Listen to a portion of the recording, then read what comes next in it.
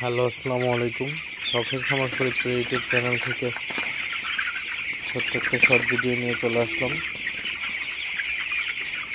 তো আপনাদের সাথে একটা বিষয় শেয়ার করবো। আসলে রাতে ব্রয়লার মুরগিকে বেশি বেশি তাড়ানো জরুরি কেন, তো সে বিষয়ে আলোচনা করব। তো ভিডিওটিকে স্কিপ না করে অবশ্যই শেষ পর্যন্ত দেখবেন এবং শখের খামার ফরিদপুর ইউটিউব চ্যানেলটি সাবস্ক্রাইব করবেন। ভিডিওটি লাইক, কমেন্ট এবং শেয়ার করে অন্য ভাইদের দেখার সুযোগ করে দিবেন।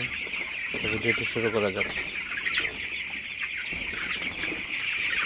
তো আপনারা যারা ব্রয়লার খামারি আছেন এবং যারা পোলট্রি সেক্টরের সাথে সম্পৃক্ত আছেন, তো তারা আসলে এই জিনিসটা খেয়াল করে থাকবেন যে ব্রয়লার মুরগিগুলা কিন্তু রাতের বেলায় বসে থাকে বেশি। তো না তাড়াইলে কিন্তু আসলে মুরগিগুলা আপনার খাবারটা কম খায়। তো খাবার কম খাইলে অবশ্যই ওয়েটটা কিন্তু কম আসে। তো এই জিনিসটা কিন্তু আপনারা বুঝেন। তো অবশ্যই রাতের বেলায় মুরগিকে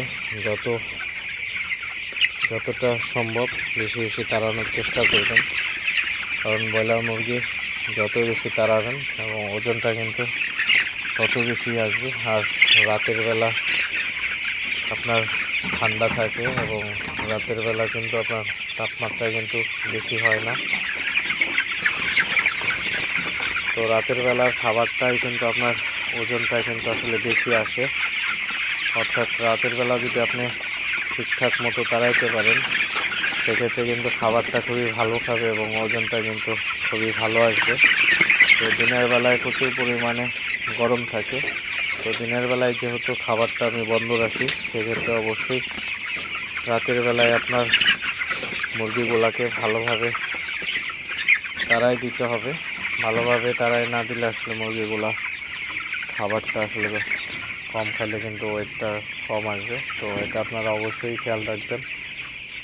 তো এই প্রচণ্ড গরমে দিনের বেলায় খাবারটা আপনারা অফ করে রাতের বেলায় বেশি বেশি তাড়িয়ে মুরগিগুলাকে খাবারটা খাওয়াই দিবেন।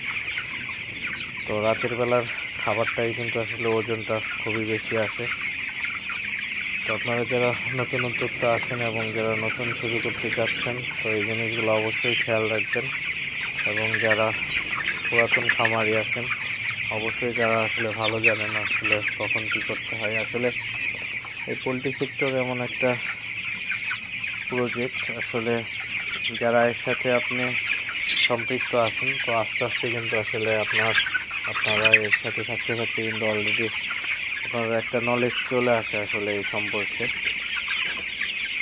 তো আসলে অবশ্যই আপনারা যারা ব্রয়লার মুরগি লালন পালন করেন, তো অবশ্যই বেশি বেশি যত্ন নেবেন। বেশি বেশি যত্ন নেওয়ার ফলে আসলে কিন্তু ভালো একটা রেজাল্ট পাওয়া সম্ভব। তো যাই হোক, ভিডিওটি আর বেশি বড় করবো না। সবাই ভালো থাকবেন, সুস্থ থাকবেন। শখের খামার ফরিদপুর ইউটিউব চ্যানেলটি অবশ্যই সাবস্ক্রাইব করবেন। ভিডিওটি লাইক, কমেন্ট এবং শেয়ার করে অন্য ভাইদের দেখার সুযোগ করে দিবেন।